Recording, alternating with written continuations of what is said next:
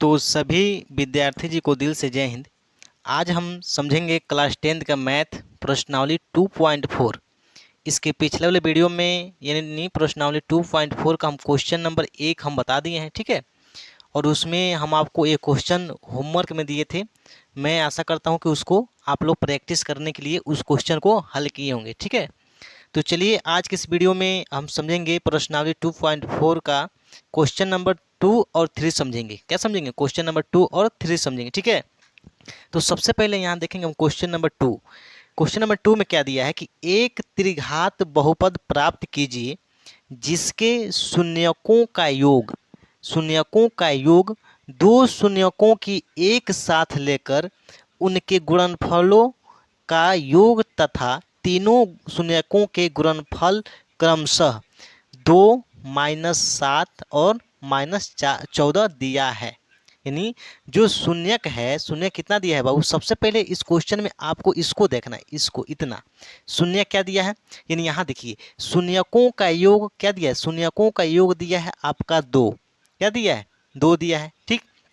फिर दो शून्यकों की एक साथ लेकर उनके गुणनफलों का योग कितना दिया है? तो आपका 7 दिया है।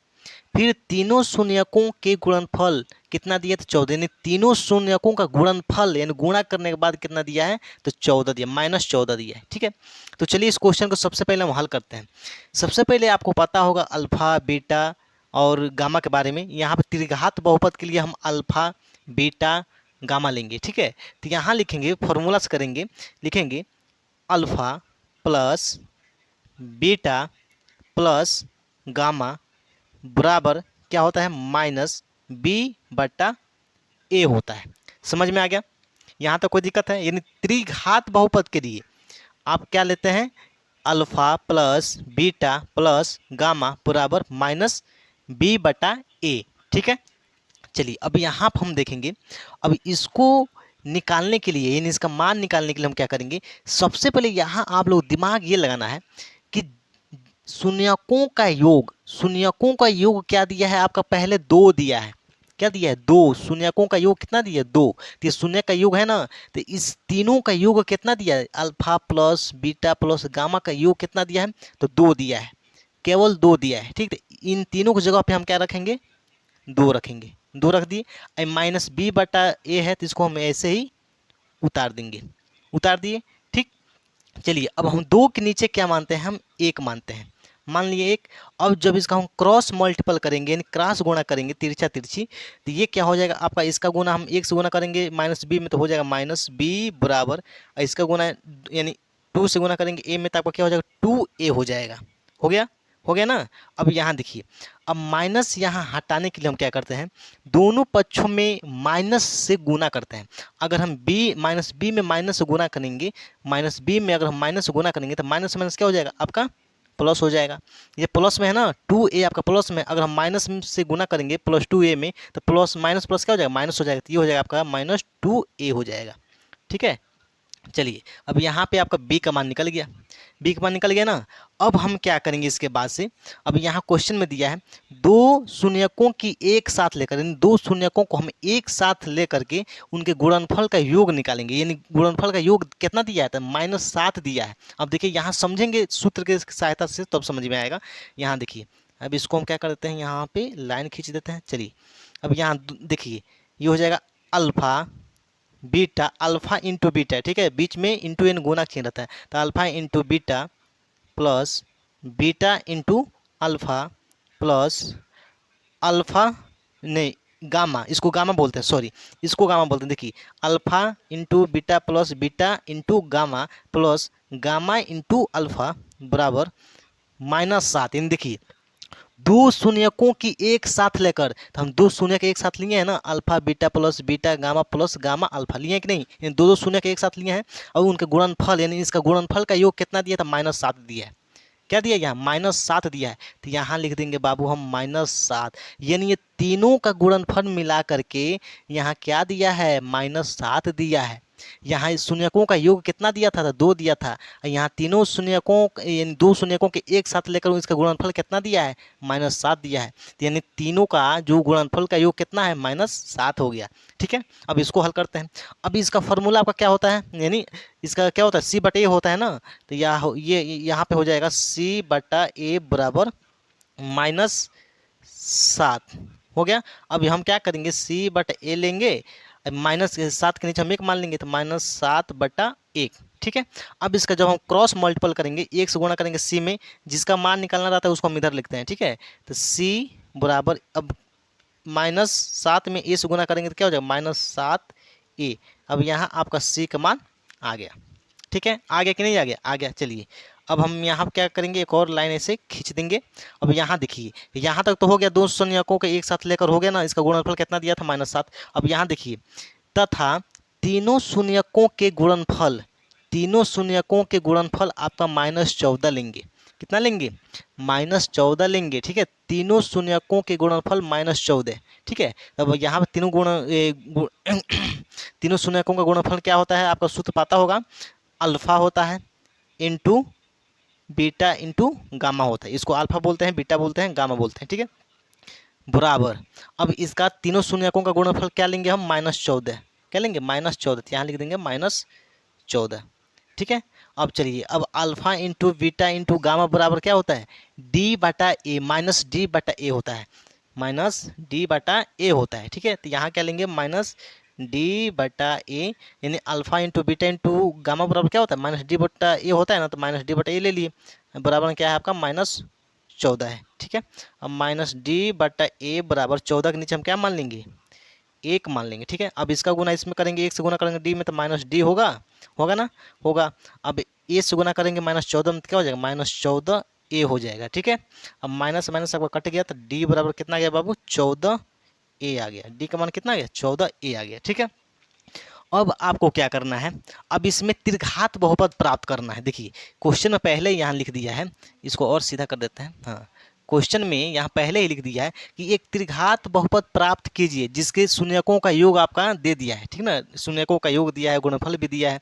तो यहाँ पे हमको क्या करना है, मेन यहाँ देखना है कि त्रिघात बहुपद प्राप्त करना है। ठीक, तो अब यहाँ पे हम लिखेंगे, यहाँ पे थोड़ा सा और इसको हम ऊपर कर देते हैं। चलिए अब यहाँ पे हम लिखेंगे त्रिघात, त्रिघात बहुपद, बहुपद का व्यापक रूप।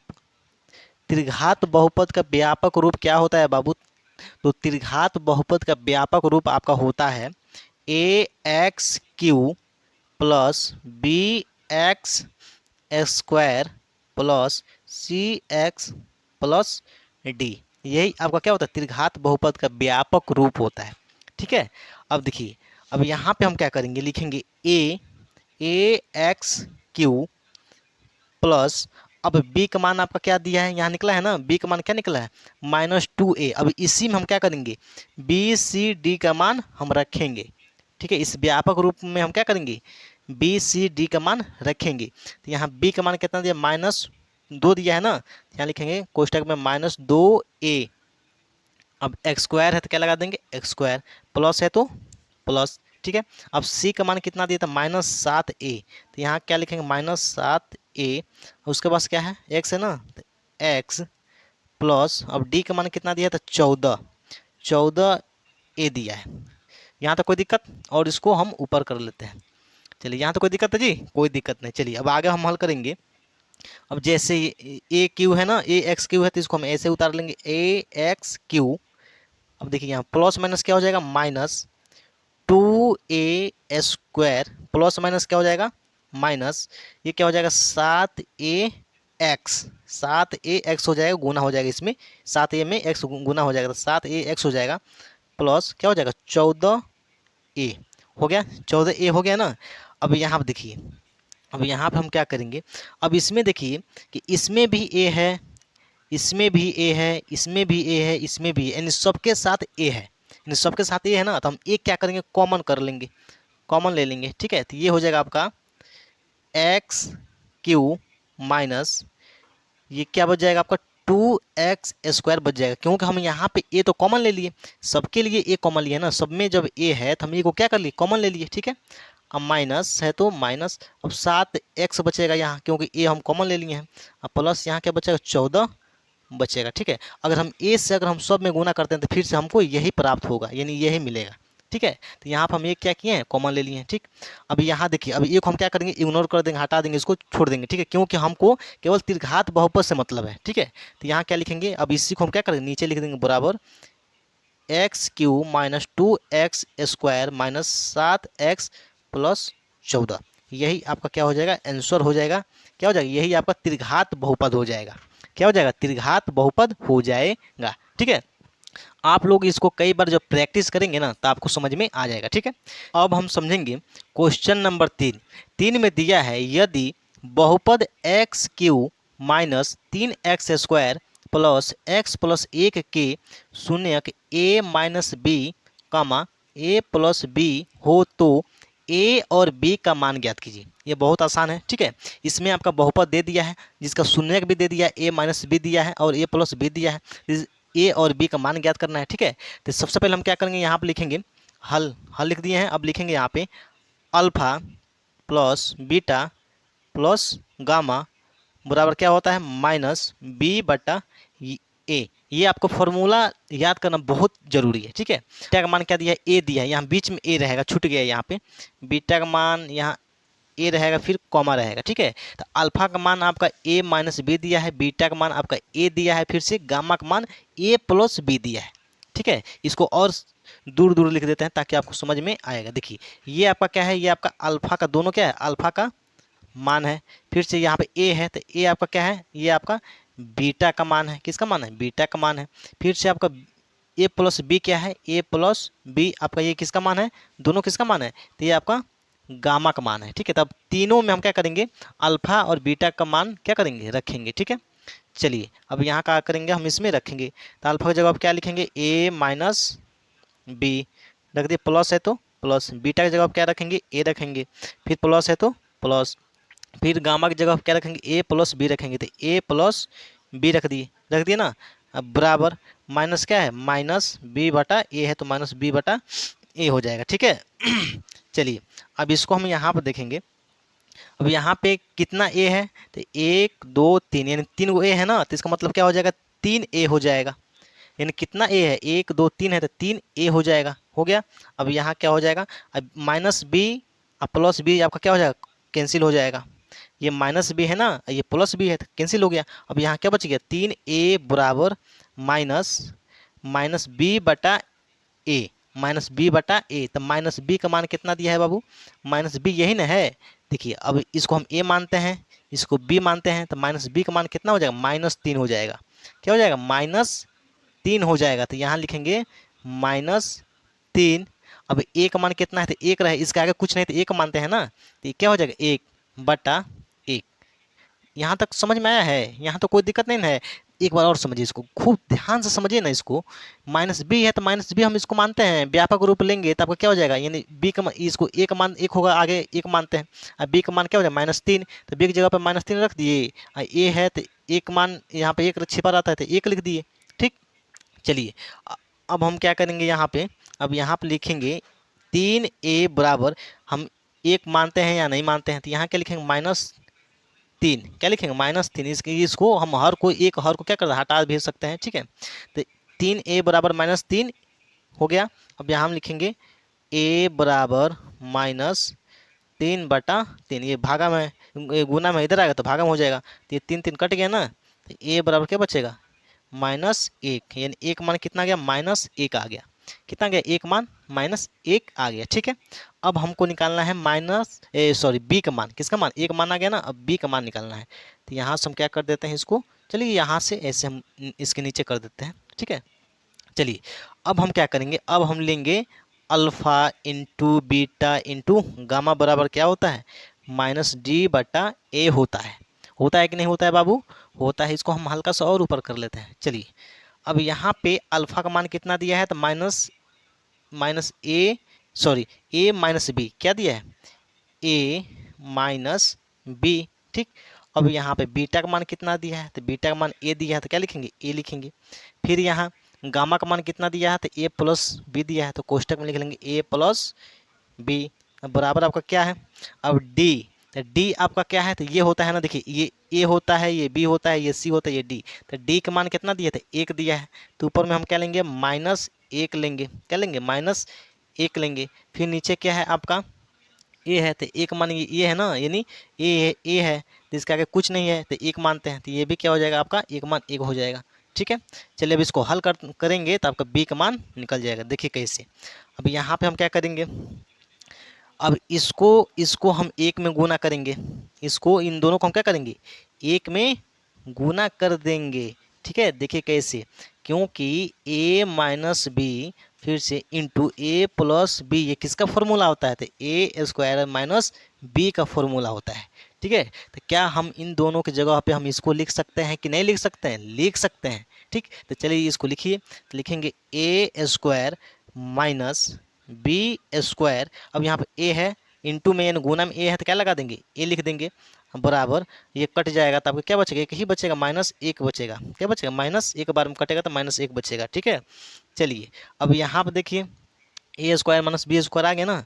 अब एक मान आपका क्या है, एक मान इसमें क्या है, तो एक है ना, एक मान क्या लेंगे, एक है, ए इसको मानते हैं ना व्यापक रूप में, तो एक मान लेंगे हम एक, तो यहाँ लिखेंगे ए स्क्वायर, कोष्टक में लिखेंगे एक स्क्वायर माइनस, अब बी है, तो बी का मान तो हमको निकालना है, बी का मान हमको निकालना है, तो लिखेंगे बी स्क्वायर कोष्टक बंद। अब एक मान क्या दिया है, इसमें एक मान क्या हो जाएगा आपका, एक होगा ना, तो लिखेंगे एक बराबर -1। ठीक है, इसको ध्यान से समझेंगे ना तब आपको समझ में आएगा। ठीक है, अब आप सोचेंगे ए की जगह पर हम एक कहाँ से लिखें, तो अरे बाबू इसका जगह पर क्या होता है, व्यापक रूप में हम इसको ए मानते हैं, जिसके आगे एक छिपा रहता है, तो एक मान एक नहीं होगा, तो वहीं से तो रखें, एक मान का रखें, एक जगह पे एक रखें, बी का मान नहीं रखेंगे क्योंकि हमको बी का मान निकालना है, बी का मान हमको निकालना। अभी ये नहीं कि बी की जगह पर हम 3 रख देंगे ना, तब तो गड़बड़ हो जाएगा, तो कहाँ तब किसका मान निकालेंगे, जब बी एक जगह पर एक रख देंगे, बी की जगह बी रख देंगे,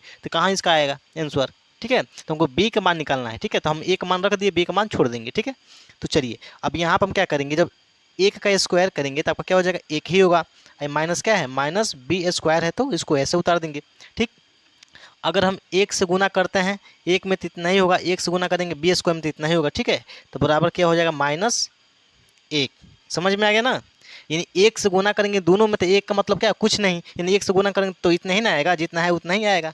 ठीक, अब यहाँ हम क्या करेंगे, लिखेंगे -b स्क्वायर बराबर -1, ये प्लस में है, इधर जाएगा तो पक्षांतर करेंगे तो -1 हो जाएगा, ये हो जाएगा -b स्क्वायर बराबर, माइनस माइनस क्या होता है बाबू, प्लस, तो -2 हो जाएगा।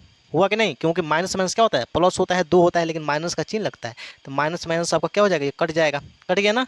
अब यहाँ पर आ गया आपका बी स्क्वायर, दिखाई दे रहा है, वो नहीं दिखाई दे रहा है ना, चलो बी स्क्वायर बराबर 2। ठीक है, अब स्क्वायर को हटाने के लिए हम क्या करते हैं, लिखेंगे बी स्क्वायर, स्क्वायर को हटाने के लिए हम क्या कर देंगे, 2 को रूट लगा देंगे, यानी 2 के ऊपर रूट लगा देंगे, इसके आगे क्या लग जाता है, प्लस और माइनस का चिन्ह लग जाता है।